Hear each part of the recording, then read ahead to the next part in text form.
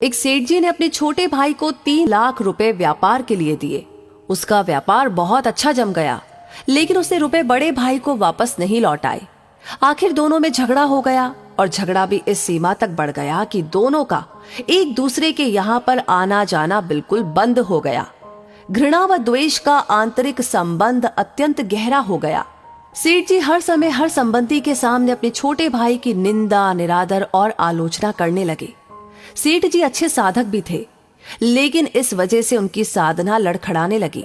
भजन पूजन के समय भी उन्हें छोटे भाई का चिंतन होने लगा। मानसिक व्यथा का प्रभाव तन पर भी पड़ने लगा।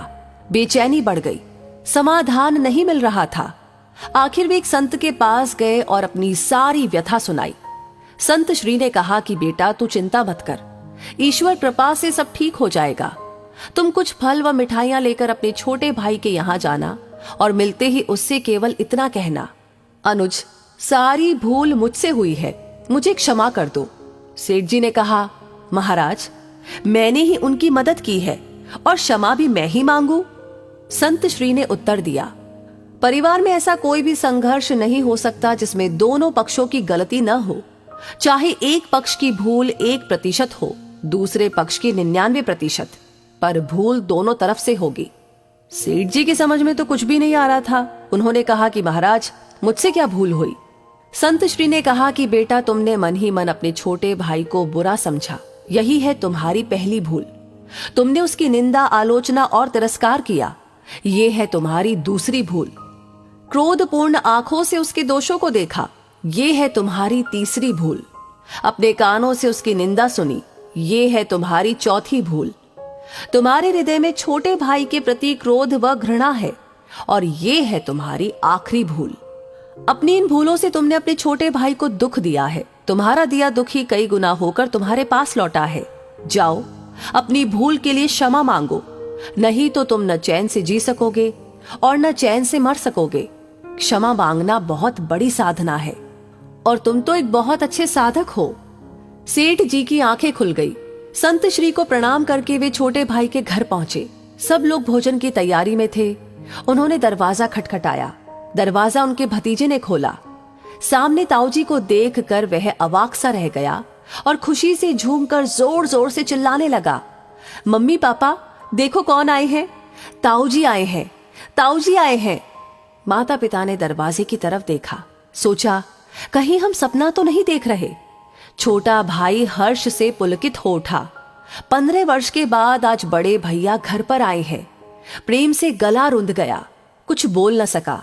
सेठ जी ने फल व मिठाइयां टेबल पर रखी और दोनों हाथ जोड़कर छोटे भाई को कहा, भाई, सारी भूल मुझसे हुई है, मुझे क्षमा करो। क्षमा शब्द निकलते ही उनके हृदय का प्रेम अश्रु बनकर बहने लगा। छोटा भाई उनके चरणों में गिर गया और अपनी भूल के लिए रो रो कर क्षमा याचना करने लगा। बड़े भाई के प्रेमाश्रु छोटे भाई की पीठ पर और छोटे भाई के पश्चाताप व प्रेम मिश्रित अश्रु बड़े भाई के चरणों में गिरने लगे। क्षमा व प्रेम का अथाह सागर फूट पड़ा। सब शांत, चुप और सबकी आंखों से अविरल अश्रु धारा बहने लगी। छोटा भाई उठकर गया और रुपए लाकर बड़े भाई के सामने रख दिए। बड़े भाई ने कहा कि भाई, आज मैं इन कौड़ियों को लेने के लिए नहीं आया हूं। मैं अपनी भूल मिटाने, अपनी साधना को सजीव बनाने और द्वेष का नाश करके प्रेम की गंगा बहाने आया हूं।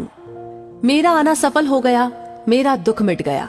अब मुझे आनंद का एहसास हो रहा है। छोटे भाई ने कहा, भैया, जब तक आप ये रुपए नहीं लेंगे तब तक मेरे हृदय की तपन नहीं मिटेगी। कृपा करके आप ये रुपए ले लीजिए। सेठ जी ने छोटे भाई से रुपए लिए और अपनी इच्छा अनुसार छोटे भाई भतीजों में बांट दिए। सब कार में बैठे घर पहुंचे। 15 वर्ष बाद उस अर्धरात्रि में जब पूरे परिवार का मिलन हुआ तो ऐसा लग रहा था कि मानो साक्षात प्रेम ही शरीर धारण किए वहां पर पहुंच गया हो। सारा परिवार प्रेम के अथाह सागर में मस्त हो रहा था। क्षमा मांगने के बाद सेठ जी का दुख, चिंता, तनाव, भय, निराशा रूपी मानसिक रोग जड़ से ही मिट गया और साधना सजीव हो उठी। तो हमें भी अपने दिल में क्षमा रखनी चाहिए। अपने सामने छोटा हो या बड़ा, अपनी गलती हो या ना हो, क्षमा मांग लेने से सब झगड़े समाप्त हो जाते हैं। वैसे इस कहानी के बारे में आप क्या कहेंगे, आपका पर्सनल एक्सपीरियंस क्या है, हमें जरूर बताएं कमेंट बॉक्स में लिख करके। और अगर ये वीडियो, ये कहानी पसंद आई हो तो प्लीज इसे शेयर करना बिल्कुल ना भूलें, क्योंकि आप जब शेयर करते हैं, आपके कमेंट्स जब आते हैं, आप जब लाइक करते हैं, तो ये सारी चीजें हमारे लिए होती है हर दिन के लिए इंस्पिरेशन, ऐसी कहानियों पर काम करने के लिए और उन्हें आप तक पहुंचाने के लिए। तो अपना ये प्यार बरकरार रखिए, हमेशा की तरह भर भर कर दीजिए। साथ ही साथ हमारी हर वीडियो आपको सबसे पहले मिले, उसके लिए हमारे पेज को फॉलो करना बिल्कुल ना भूलें। धन्यवाद।